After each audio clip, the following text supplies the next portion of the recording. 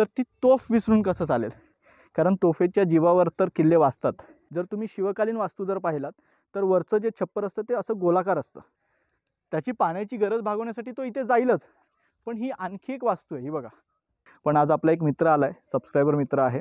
आम्ही स्वराज्याप्रती असलेल्या निष्ठेचं प्रतीक म्हणू तुम्ही किल्ले सिंहगड समजा. नमस्कार मंडळी, रोडविल राणे या यूट्यूब चॅनलवर तुमच्या सगळ्यांचं स्वागत आहे. आज आपण आलो आहोत किल्ले सिंहगड पाहायला. अर्थात आता सिंहगडाकडे यायचं असेल तर मुख्य दोन मार्ग आहेत. एक तर पुणे मार्गे आपण पुणे दरवाजा मार्गे येऊ शकतो, किंवा कल्याण दरवाजा जो कोंढणपूर किंवा कल्याण गावातून येतो तर त्या मार्गाने आपल्याला येतं. पण पुणे दरवाजाचा जो मार्ग आहे तर थेट गाडी पार्किंगपर्यंत येते. आत्ता तुम्ही ज्या स्पेसमध्ये आपण उभे आहोत तर हा पूर्ण पार्किंग एरिया आहे. मला वाटतं सिंहगड घेऱ्यामध्ये तुम्ही डोंजे गावातून जेव्हा प्रवेश करता तेव्हा साधारण 4 चाकीसाठी 100 रुपये आणि 2 चाकीसाठी 50 रुपये असं शुल्क आकारलं जातं. वरती आता पार्किंग लॉटला कुठलंही शुल्क नाही आहे, मोठ्या प्रमाणात जागा आहे. गाडी इथपर्यंत आणल्यानंतर आपण पुणे दरवाजा मार्गे आपली ही गडभ्रमंती सुरू करू शकतो. आता थेट आपण गडभ्रमंतीला सुरू करूया. आता सिंहगड म्हटल्यानंतर तुम्हाला कल्पना आहे की तानाजी मालुसरे असतील किंवा नावजी बलकवडे असतील तर यांचा शौर्याचा साक्षीदार सिंहगड राहिलेला आहे. गड आला पण सिंह गेला हा धडा आपण चौथीच्या इतिहासात वाचला असेल. मात्र त्यामागची नेमकी कथा काय आहे, त्यामागचा इतिहास नेमका काय आहे, तो आज आपण या सिंहगडच्या या गडभ्रमंतीमध्ये जाणून घेणार आहोत. चला.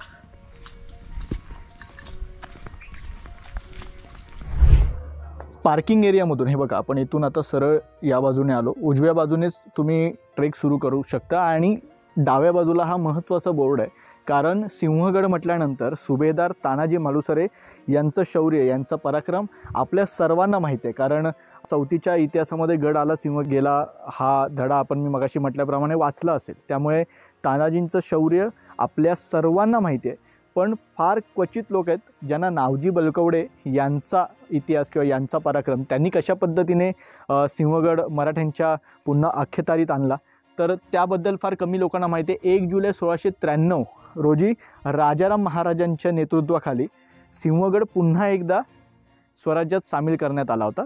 त्यापूर्वी छत्रपती शिवाजी महाराजांच्या नेतृत्वाखाली पुरंदरच्या तहामध्ये जो कोंढाणा अर्थात सिंहगड मुघलांकडे गेला होता तो तानाजी मालुसरेंनी स्वराज्यात दाखल केला होता.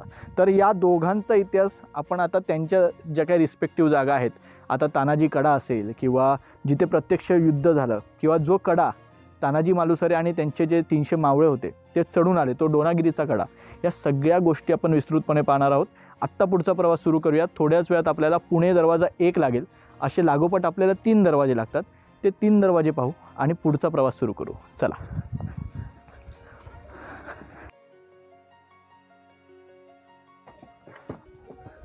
आता तुमच्या वैयक्तिक वाहनातून कसं यायचं हे तुम्ही पाहिलं. पार्किंग लॉट मी तुम्हाला दाखवला. आता तुम्हाला जर ट्रेक करत सिंहगडावर यायचं असेल तर हा बघा, या पुढे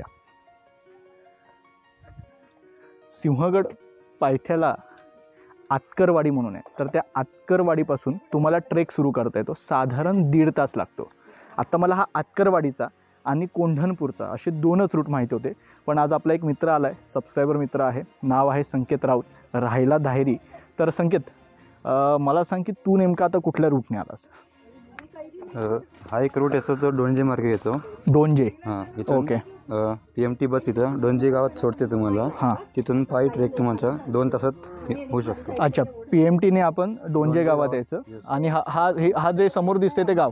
हां. ओके. आणि मग ह्या मधल्या डोंगरातून ही डोंगर सोंडेवरून तुम्ही इथपर्यंत येऊ शकता. म्हणजे आता आपण 2 मार्ग बघितले बरोबर, एक आतकरवाडीतून आणि एक डोंजे. तर हे दोन्ही मार्ग तुला माहित होते आधीपासून?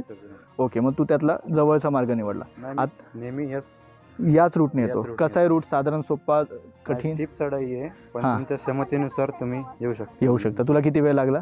साधारणतः 2 तास लागतात, पण मी 1 तासात पोहोचलो. तू नेहमीच येणं असल्यामुळे. तर मूळचा पुण्याचाच असल्यामुळे संकेत 1 तासात आला. तुम्हाला जर हा ट्रेक साधारण करायचा असेल तर इकडून 2 तास लागतात आणि जर आतकरवाडीने आलात तर साधारण 1.5 तासामध्ये तुम्ही पोहोचू शकता. तर ट्रेक करत येत असाल तर तुम्ही थेट इथे याल आणि इथे आल्यानंतर तुम्हाला समोर दिसेल तो पुणे दरवाजा क्रमांक 1. आणि आत्ता आपण सुद्धा कुठे चाललो आहे तर पुणे दरवाजा क्रमांक 1. या.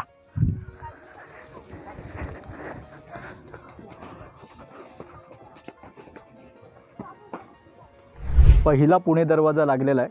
पुणे दरवाजाला डोंजे दरवाजासुद्धा म्हटलं जातं.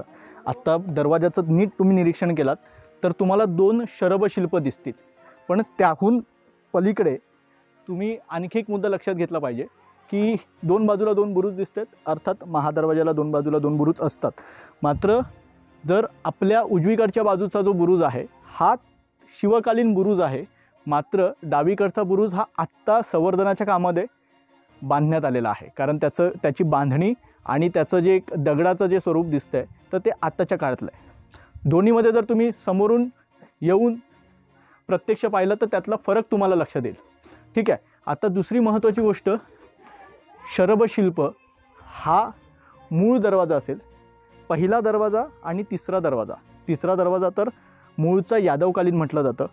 हे जे पुणे क्रमांक 1 आणि पुणे दरवाजा क्रमांक 2 हे दोन्ही दरवाजे शिवाजी महाराजांच्या काळात आणि त्यानंतरच्या काळामध्ये असे 2 वेगवेगळ्या कालखंडात बांधले गेले असल्याचं इतिहासकारांचं मत आहे. आत्ता पण ह्या बघा, या साधारण ना चर्या सदृश्य तो वरचा भाग आहे. पहिल्या दरवाजाला नेहमी डोलकाठी असते. डोलकाठी म्हणजे काय? एखादा किल्ला कोणाच्या ताब्यात आहे तर इकडे जेव्हा भगवा फडकलेला असतो तेव्हा समजून जायचं की हा स्वराज्यात दाखल झालेला किल्ला आहे. तर इथे मध्यभागी ती डोलकाठी लावली जाते. आत्ता पण आतमध्ये जाण्यापूर्वी आज जी मंडळी माझ्यासोबत आहेत, आज सगळ्यांसोबत इथेच ओळख करूया. मनीष आहे, सौरभ आहे, कार्तिक, आमचे सबस्क्रायबर मंडळी आहेत, अनिकेत पाटील, चेतन दादा आणि संकेतशी आताच आपण बघितलं. तर आता ह्या बाजूला आहे, कारण उन्हात तुमचे कोणाचे चेहरे दिसले नसतील. तर आज आम्ही सगळे एकत्र सिंहगडावर हा ट्रेक करतो आहे. आम्हाला असं वाटलं होतं की सुट्टीच्या दिवशी आल्यावर गर्दी मिळेल म्हणून आम्ही वीकडेला शूट करत होतो, पण वीकडेलासुद्धा म्हणजे काल मंगळवार होता राईट, आज बुधवार आहे. दोन्ही दिवशी जवळपास 500-1000 माणसं गडावर आरामात आहेत. आत्ताही लोकांची मला वाटतं लोक नाही म्हटलं तरी 5-10 जणं येतातच आहेत. तर आता सगळ्यांची ओळख झाली. आत्ता पहिल्या दरवाजाच्या आत जाऊ. 1693 साली नावजी बलकवडे आणि विठोजी कारके यांनी जेव्हा सिंहगड पुन्हा स्वराज्यात दाखल करून घेतला होता, त्या दिवसाला 300 वर्ष जेव्हा पूर्ण झाली त्यांच्या स्मरणार्थ हे संगमरवरी शिलालेख इथे लावलेला आहे. आत्ता दरवाजे पण तुम्हाला माहिती आहेत. हे बघा, हे दरवाजे, हे खिळे का लावले जातात तुम्हालाही माहिती आहे. आत्ता हत्ती इथपर्यंत येण्याचा तसा काही कारण नाही, पण सैनिकसुद्धा लाकडी ओंडक्याने किंवा इतर पद्धतीने हे दरवाजे फोडू शकतात. त्यामुळे सुरक्षेच्या दृष्टीने हे खिळे लावले जातात. अर्थात हा दरवाजा काही त्या काळातला नाही आहे, हा नंतर संवर्धन केल्यानंतर लावलेला आहे. कारण मूळ दरवाजाचं जे स्ट्रक्चर आहे ते दगडी स्ट्रक्चर तुम्हाला इकडे दिसत असेल. ठीक आहे. आता दरवाजा क्रमांक 1च्या आपण वरच्या भागात म्हणजे नगारखान्याच्या भागात जाऊ, जिथे बुरुजसुद्धा आहे.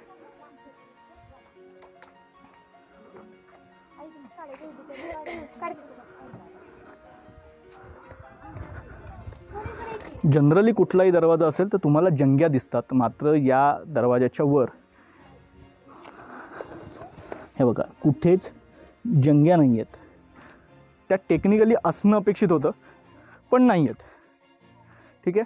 आता हा शरभ नंतर आम्ही तुम्हाला झूम करून दाखवूच. इथून आता तो शरभ दिसत नाही आहे, पण हे बघा हा समोर खडकवासला धरणाचा भाग आणि हा पूर्ण पुणे प्रांत. तर इथून बाहेर पडूया आपण. समोरच तुम्हाला पुणे दरवाजा क्रमांक 2 दिसत असेल. तिथून पुणे दरवाजा क्रमांक 3ला बऱ्याचदा लोक वळतात, पण आपण तिकडे वळायचं नाही. आता आपण तिथून नेमकं कुठे जाणार आहोत त्यासाठी 5 मिनटं थांबा. या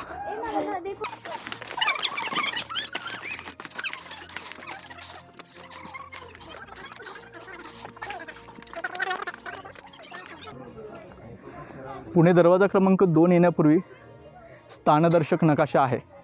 आपण कुठे आहोत ती सुद्धा जागा दाखवलेली आहे. आपल्याला आता पुढे जाऊन दारुगोळा कोठार, घोड्यांची पागा, त्यानंतर तिकडे एक तोफ आहे. आता आपला रूट आपण कसा करणार आहोत ते तुम्हाला सांगतो. आता पुणे दरवाजा क्रमांक 1 झाला. हा 2 नंबरच्या जाण्याच्या पूर्वी, 2च्या आधी की 3च्या आधी आहे खांदकडा. इथे नाही, वर आहे, इकडेच आहे ना. इथून आपल्याला खांदकड्याला जायचं आहे. ठीक आहे. हे बघा इथे बघा पहिलं, म्हणजे नकाशा तुम्हाला नंतर दाखवतो, पण हे जे गाढव आहेत ते आजही सामान ये जा करण्यासाठी वापरले जातात. यांचा उपयोग त्याही काळात म्हणजे शिवकाळातसुद्धा जे दगडं असतील किंवा कातळ जे फोडून वरती गडाकडे नेले जायचे तर त्यासाठी प्रामुख्याने त्यांची मदत व्हायची. त्याच्यामुळे त्यांचं महत्त्व आणि त्यांचं योगदान शिवकाळातसुद्धा होतं आणि आजही गड संवर्धनाचं जे काम चालू आहे तर हे जे जड दगड खालून नेण्याचं काम जे चालू आहे ते या गाढवांच्या मदतीने चालू आहे. तर पुन्हा एकदा आपण येऊया. खानकड्यातून आपण पुन्हा वर येणार. पुणे दरवाजा क्रमांक 3 उजवीकडे आपल्याला तोफखाना लागतो. तो तोफखाना बघायचा, पुन्हा मागे यायचं, घोड्याच्या पागेकडे यायचं, प्राचीन टाकं पाहायचं आणि पुन्हा लोकमान्य टिळक निवास आहे तिकडे जायचं.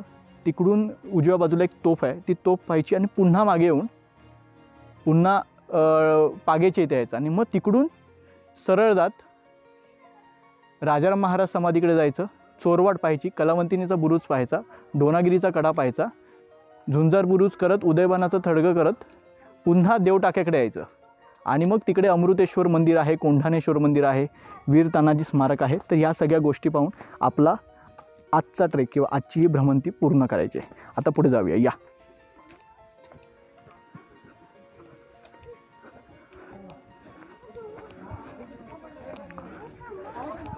मी मगाशी म्हटलं तसं पुणे दरवाजा आपल्या उजवीकडच्या बाजूला राहतो. आपल्याला डावीकडे खांदकड्याला जायचं आहे.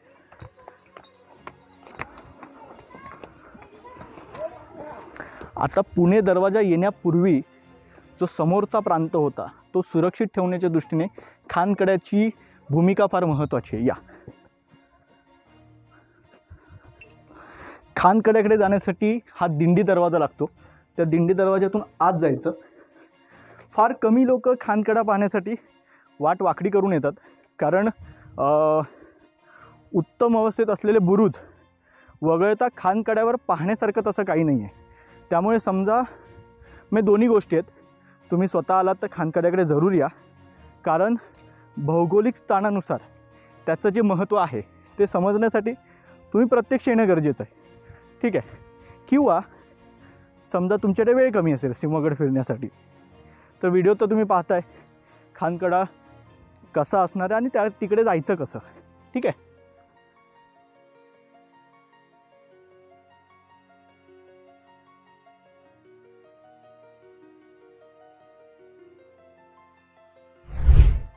खानकड्याचा हा भाग तुम्हाला स्पष्टपणे दिसतोय. मागे जो आहे तो आकाशवाणीचा टॉवर आहे. आत्ता या बाजूला जर तुम्ही पाहाल सावकाश हे बघा इथे हे टाकं दिसतं. आता याला खोदीव टाका आपण म्हणतो. आता इथून जो कातळ खोदून काढलेला आहे तर त्याचा वापर प्रामुख्याने हे बघा हे अशा पद्धतीने तटबंदी बांधण्यासाठी केला जातो.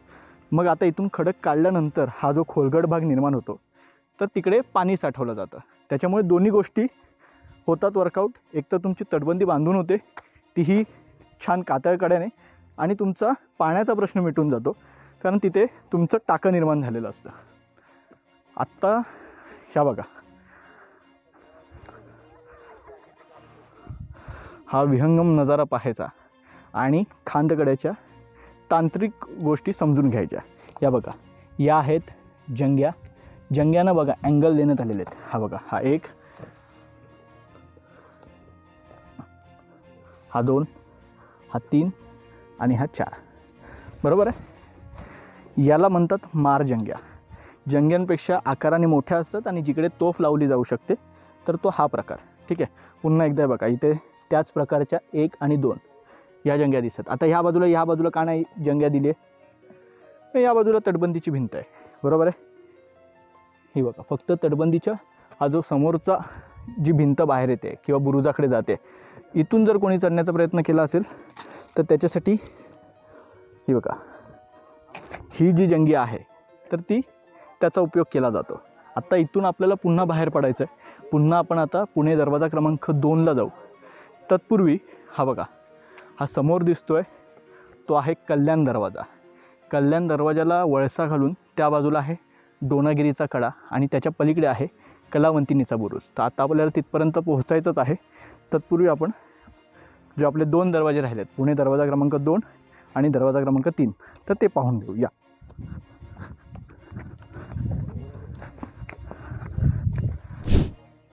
खांदेकड्याच्या या भागातून आपण दिंडी दरवाजातून आपण आलो. आत्ता इथून सरळ तुम्हाला समोर दिसतोय तो पुणे दरवाजा क्रमांक 2. ठीक आहे. आता तिथे जाण्यापूर्वी डावीकडे ना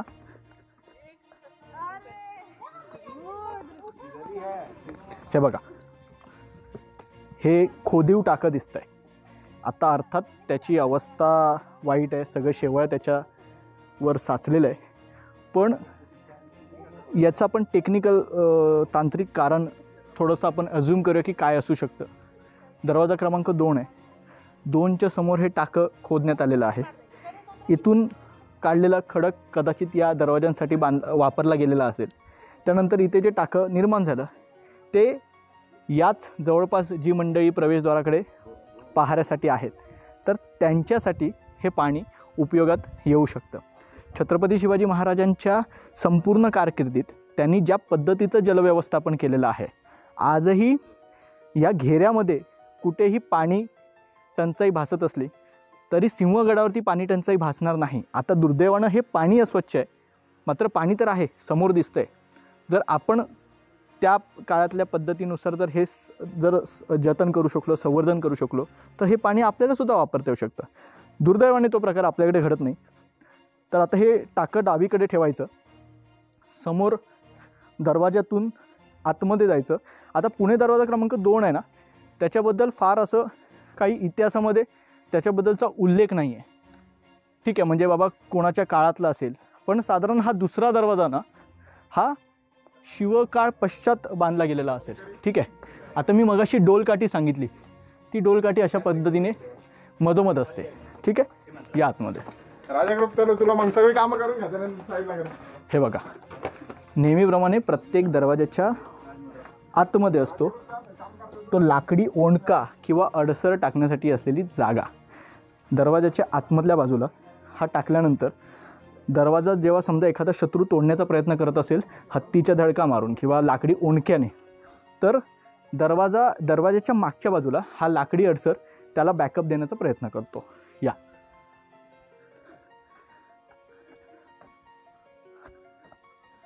आत्ता आपल्याला ठीक आहे, मला वाटतं मगाशी आपण दरवाजा क्रमांक 1 वर हा वरचा भाग पाहिला, पण तरी पण आता आलोच आहोत तर वर जाऊन येऊया. इकडच्या पायऱ्या बऱ्यापैकी उद्ध्वस्त झालेल्या आहेत. जर तुम्ही बघाल तर हे फार रिस्की आहे, त्यामुळे जपून चाला.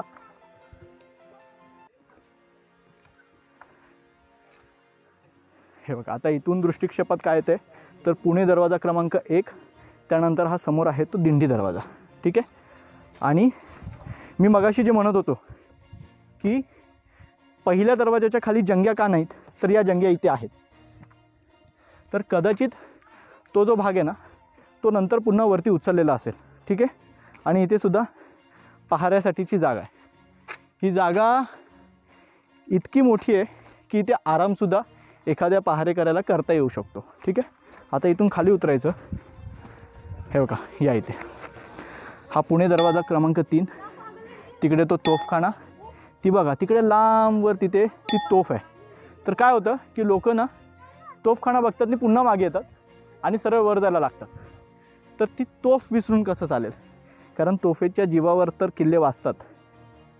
एक तोफ, एक मावळ्यांची निष्ठा, त्यांचा पराक्रम आणि एक राजाचं चातुर्य, या गुणांच्या जोरावर किल्ला अभेद्य ठेवला जातो. राजांनी ज्या पद्धतीने, आता राजांचं चातुर्य कसं, तर किल्ल्याला चिलकती तटबंदी घालणं किंवा चोर दरवाजे प्राधान्याने काढून घेणं. आता सिंहगडावर सुद्धा आपल्याला 2 चोर वाटा दिसतात. चोर दरवाजे वेगळे आणि चोर वाटा वेगळ्या. ठीक आहे. चोर दरवाजा आपण प्रामुख्याने कुठे पाहिला तर तो लोहगडावर पाहिला. ठीक आहे. आत्ता सिंहगडावर आपल्याला चोर वाटा पाहता येतील. त्यातली प्रमुख वाट कलावंतिनीच्या बुरुजाच्या पुढे गेल्यानंतर आहे, ती आपण जाताना पाहूच. आत्ता ही बघा, ही सुद्धा जी तटबंदी आहे ना ही नंतर संवर्धनाच्या कामामध्ये बांधण्यात आलेली आहे आणि त्याच्यावरती हा सिमेंटचा लेप आहे. सिमेंटचा लेप दिसला की समजून जायचं की आपल्या पुरातत्व खात्याचं काम आहे. आणि त्यांना ते म्हणजे ते म्हणतात की आम्ही ते काय शास्त्रीय दृष्ट्या काम करतो, पण आता सिमेंट पाहिल्यानंतर त्यांचं शास्त्रीयदृष्ट्या जे काय काम असतं ते तर काही दिसत नाही. आलं लक्षात. आता हा भाग बघा, हा त्या काळात कदाचित वापरात असेल, मात्र आता ही लादणी जी आहे ती नंतरच्या काळात बांधली गेली असेल संवर्धनाच्या दृष्टिकोनातून, त्यामुळे हा भाग आता तेवढा वापरात नाही आहे. जंग्या तुम्हाला जागोजागी दिसत आहेत. ठीक आहे. पुणे दरवाजांमध्ये सगळ्यात महत्त्वाचा दरवाजा हा दरवाजा क्रमांक 3. दरवाजा क्रमांक 1च्या इथे आपण जो फोटो पाहिला, जो फलक पाहिला, तो जो फोटो आहे तो दरवाजा क्रमांक 3चा आहे. आणि हा किल्ला यादवकालीन आहे. आता त्यामागचं कारण काय ते आपण पुढे जाऊन पाहूया. या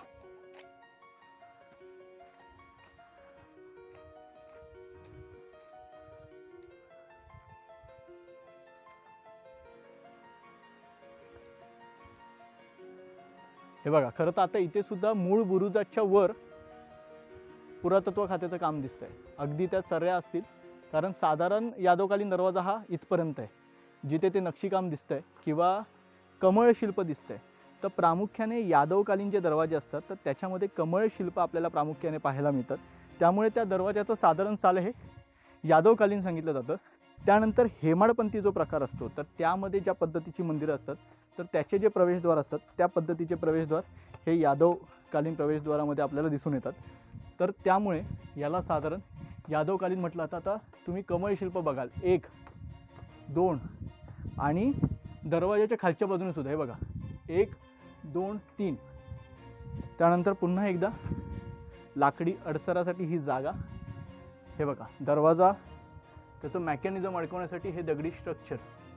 तर हा दरवाजा. आणि आणखी एक महत्त्वाची गोष्ट, यादवकालीन दरवाजा आपण ओळखायचा कसा, तर या ज्या देवड्या असतात त्या प्रशस्त असतात.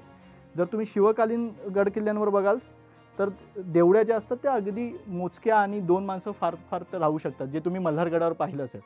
मराठा बांधकाम शैली जी आहे तर तिकडे देवड्या फार छोट्या असतात. यादवकालीन जर तुम्ही बांधकाम पाहिलं तर तुम्हाला लक्षात येईल की देवड्या या ज्या सगळ्या आहेत त्या प्रशस्त आहेत. या ते बघा, दिवे लावण्यासाठी किंवा प्रकाश वगैरे असेल तर त्याच्यासाठी ही जागा ठेवण्यात आलेली आहे. आता 2 गोष्टी आहेत. एक तर तुम्ही या मार्गाने या, इथे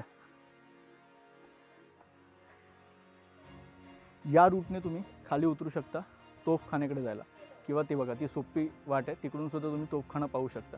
पण आता इथून छान पद्धतीने संवर्धन केल्यानंतर हा बुरुज आणि ही लादणी, हे बघा हा जो प्रकार असतो त्याला लादणी म्हणतात. ठीक आहे. तर ही लादणी बांधलेली आहे. आपण आता इथून खाली, काल आम्ही आलो होतो तर कालचा एक किस्सा सांगतो. काल गर्दी कमी मिळाली. आता आज आमचे काही सबस्क्रायबर मंडळी येणार होते, तर मला तसंही अशी आजूबाजूला लोक असले की थोडंसं अस्वस्थ व्हायला होतं की शूट कसं करायचं. तर तुम्ही जर इतर आपले गडकिल्ले सगळे बघितले असतील, जयगड असेल, लोहगड असेल, विसापूर असेल, तर तिथे आपल्यासोबत इतर कोणी गर्दी नव्हती.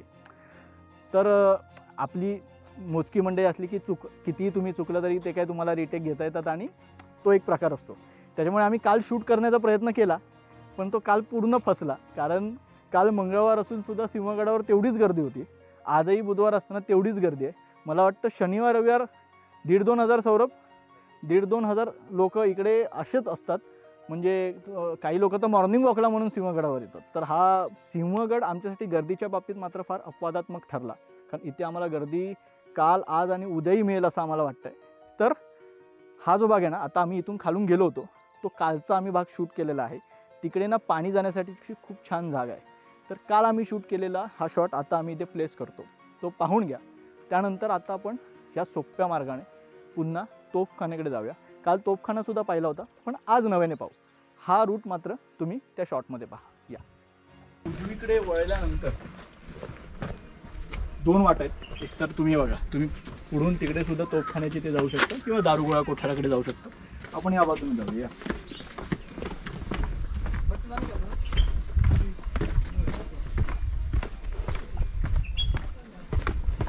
आता या बाजूने येण्याचं वेगळं कारण होतं, कारण तिकडून तर आपण थेट असं सरळ जाऊ शकलो असं, थेट समोरच तोफखाना होता.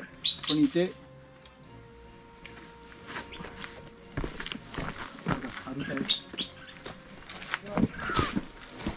आत आल्यावर खऱ्या अर्थानं ना या गोष्टी दिसतात. हा बघा, हा जो खडक आहे ना, हा तेव्हाचा खडक आहे. हे बघा, या पुढे आत्ता ही पद्धत इंटरलॉकिंग सिस्टीम ही हेमाद्रीपंथी ज्या वास्तू आहेत त्याच्यामध्ये दिसून येतात. आपण गोल गुंबज अर्थात गोल घुमट विजापूरची, तर तो ब्लॉग केला आहे. त्याच्यामध्ये आपण इंटरलॉक दगड कसे असतात हे दाखवलं होतं. तर जर तुम्हाला पाहायचं असेल तर तो ब्लॉग नक्की पहा. हा बघा, आता हा दगड तसा रिस्की आहे त्याच्यामुळे आपण डायरेक्ट खाली येऊया. आता एकतर पाणी जाण्याच्या दृष्टिकोनातून ही शिवकालीन व्यवस्था आधीपासूनची असेल किंवा पुरातत्व खात्याने नंतरच्या काळामध्ये, कारण माझ्या माहितीनुसार हे बघा, हे सगळं वरचं जे बांधकाम आहे ना, हे सगळं पुरातत्व खात्याचं आहे. हे बघा, त्याच्यामुळे मी फार तर एवढंच दाखवू शकतो. कार्तिक कुठे रे? हे बघा, आता हा जो भाग आहे ना, मला तिथून कार्तिक जाऊ शकतो ना? कार्तिक बोलवतोय. कार्तिक इथे खाली जा ना. खाली हा इकडे जा. इकडे तर रे इथपर्यंत. इथून जाशील का तू आज? हा जा. घे इकडे. मी मस्करीत म्हटलं होतं. बघूया उरतोय का बघूया. ये, उडी नाही टाकायच्या. कुठपर्यंत जायचंय? फार नको पुढे जाऊ. हे बघा, पाण्यासाठी वाटतं. बारीक असल्याचे फायदे. जा ना. हा, रिस्की नाही ना काय? नाही. हा, हे घे, पुढे दाखव सगळ्यांना. इथे इथे.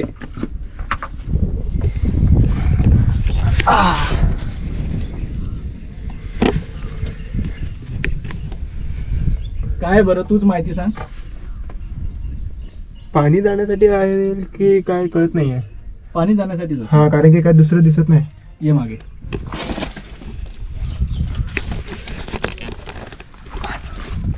तर पाणी आणि कार्तिक जाण्यासाठीची ही वाट आहे. दोघे पण एकदम सहजरित्या. हे बघा काय काय घेऊन आलाय बघा. चला, धन्यवाद कार्तिक. कठीण ठिकाणी तुम्ही जाऊन आलात. तर बेसिकली ही पाण्याचीच व्यवस्था होती. आता बऱ्याचदा असं वरून सगळं पाणी येत असेल, तर पाणी खाली जाण्यासाठी ही वाट होती. आता इथून बाहेर पडूया आपण. या. काय कारण होतं आणि काय म्हणजे शिवसृष्टी बंद पडण्यामागे? सिंहगडावर आल्यावर मला एक गोष्ट प्रामुख्याने दिसली, ती म्हणजे अशी साधारण 50 लाखांची लूट फक्त एकट्या सिंहगडावर इंग्रजांना सापडली.